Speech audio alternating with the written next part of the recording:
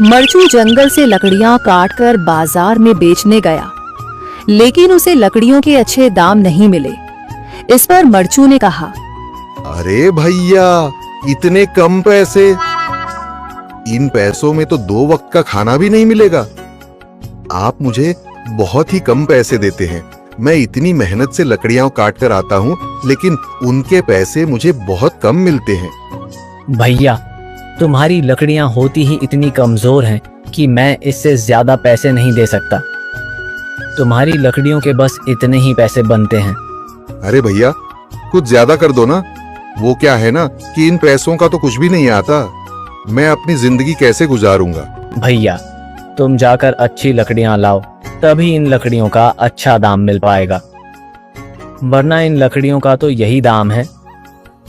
ये सुनकर मरचू बहुत ज्यादा परेशान हो गया और पैसे लेकर किराने की दुकान से सामान खरीदकर घर आ गया। घर पहुंचते ही मरचू की पत्नी सीता ने कहा, अरे जी, सामान ले आए आप? हाँ जी, सामान ले आया हूँ। सीता के चेहरे पर खुशी छा जाती है, लेकिन जब उसने सामान देखा, जी, इसमें तो बहुत थोड़ा सामान है। हाँ सीता, मुझे पता है कि यह सामान बहुत थोड़ा है, लेकिन मैं क्या करूं?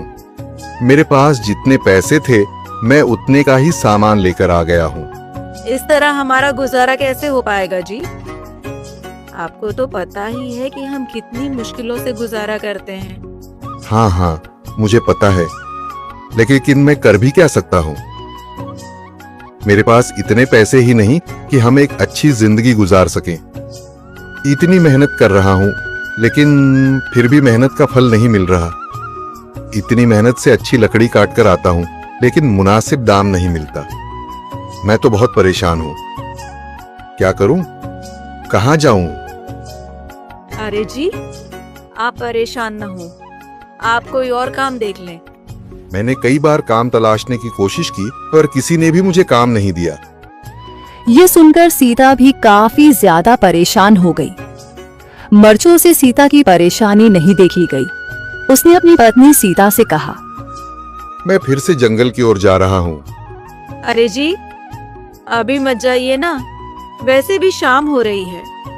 आप कल चले जाइएगा, अभी मत जाइए। ठीक है, अगर तुम रोक रही हो तो मैं नहीं जाता। मैं कल चला जाऊंगा। इसके बाद मरचू गांव में घूमने के लिए चला गया। तभी उसे एक आदमी मिला और उसने कहा, कहाँ जा रहे हो भैया? और सुनाओ, क्या हाल चाल है? जिंदगी कैसे गुजर रही है? अरे भैया, तुम्हें तो पता है कि लकड़ियां काटकर कैसे गुजारा होता है। हाँ भैया, तुम सही कह रहे हो। और आसपास के जंगलों में अच्छी लकड़ियां भी नहीं है। इसके लिए तो जंगल के अंदर जाना पड़ेगा। पर जंगल के अंदर तो काफी सारे जंगली जानवर होंगे। मुझे बहुत डर लगता है भैया। मैं जंगल में कैसे जाऊंगा? हाँ भैया, जंगली जानवर तो होंगे, लेकिन अच्छी लकड़ियां तो वहीं से ही मिलेंगी। ये सुनकर मरचू बहुत ज्यादा परेशान हो गया, लेकिन वह आदमी बिल्कुल ठीक कह रहा था। जंगल के किनारे की सारी लकड़ियां कट चुकी थीं। अब सिर्फ जंगल के अंदर ही अच्छी लकड़ियां बची थीं। अगली सुबह मरचू लकड़ियां काटने जंगल की ओर चल पड़ा। जंगल में आने के बाद मरचू ने कहा, अरे, यहाँ पर तो लकड़ियां ही नहीं हैं। वो आदमी सही कह रहा था। लकड़ियों के लिए तो जंगल के अंदर ही जाना पड़ेगा। और जंगल के अंदर जाना क्या सही रहेगा? मुझे तो बहुत डर लग रहा है, क्योंकि वहां पर तो काफी सारे जंगली जानवर होंगे जो खतरनाक होंगे।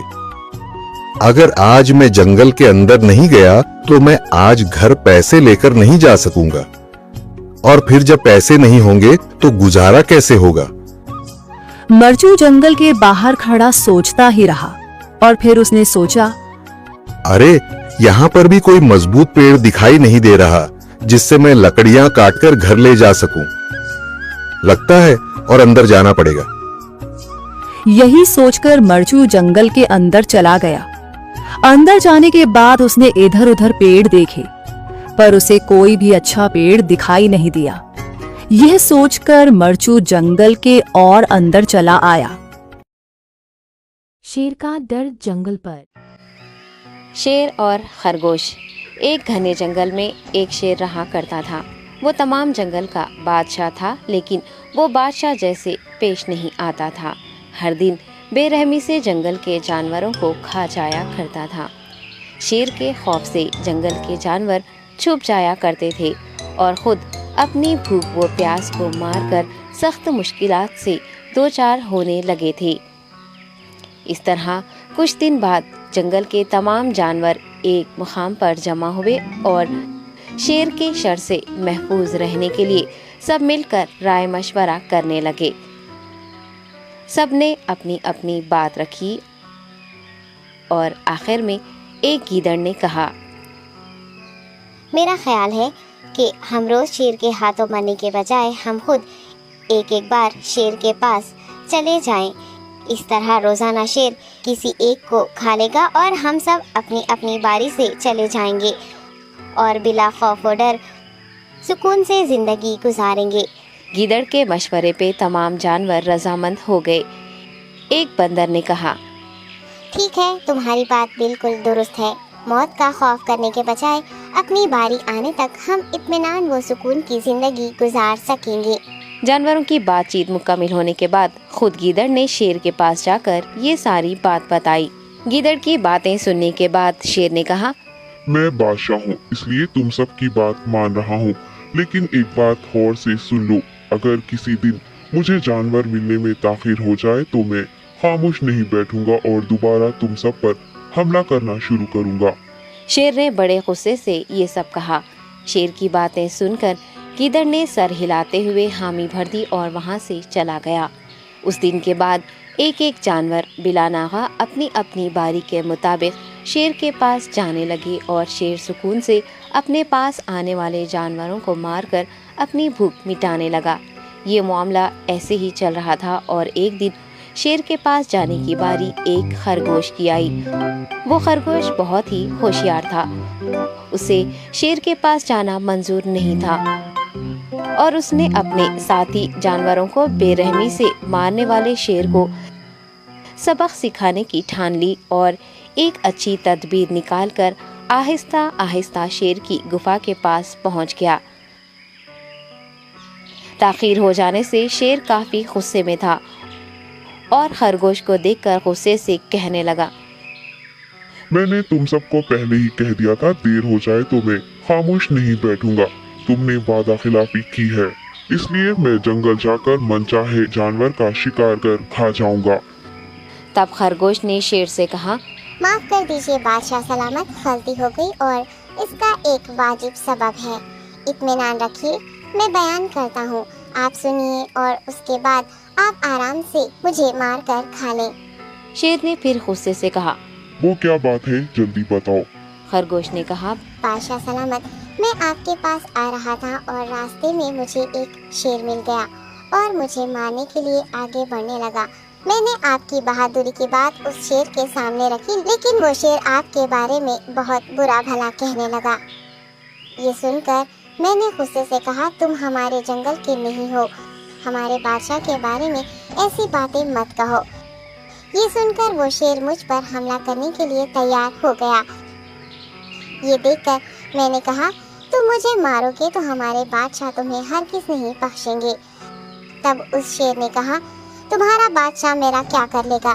मैंने कई हाथियों को अपने पंजे से मार गिराया है। तुम्हारा बादशाह हो या कोई और हो, मेरे हाथों बच नहीं सकता और मेरे सामने कोई टिक नहीं सकता। मैं उसे ख़त्म करूँगा। ये सब बदतमीजी करने लगा। मैंने उस शेर से कहा, तुम हमारे बादशाह से आकर बात करो। तब उसने फ़ख्र से कहा, मैं क्यों आऊँ? तुम्हारे बादशाह में दम है तो उसे ही यहाँ लेकर आओ। ये कहकर मुझे दबाने लगा। बादशाह सलामत, इसीलिए आने में ताख़ीर हो गई। ये सुनते ही शेर गुस्से से कहने लगा, चलो अभी चलते हैं, उसे खत्म कर दूंगा। ये सुनने के बाद खरगोश ने शेर को जंगल के दरमियान मौजूद एक कुएं के पास ले गया। खरगोश ने कहा, बादशाह इसके अंदर देखिए, वो वहाँ आपका बेसब्री से इंतजार कर रहा है। आप उसे अच्छा सबक सिखाइए। शेर गुस्से से फौरन कुएं में झांकने लगा और जोर से दहाड़ने लगा। तब दूसरी जानिब से भी दूसरा शेर दहाड़ता हुआ महसूस होने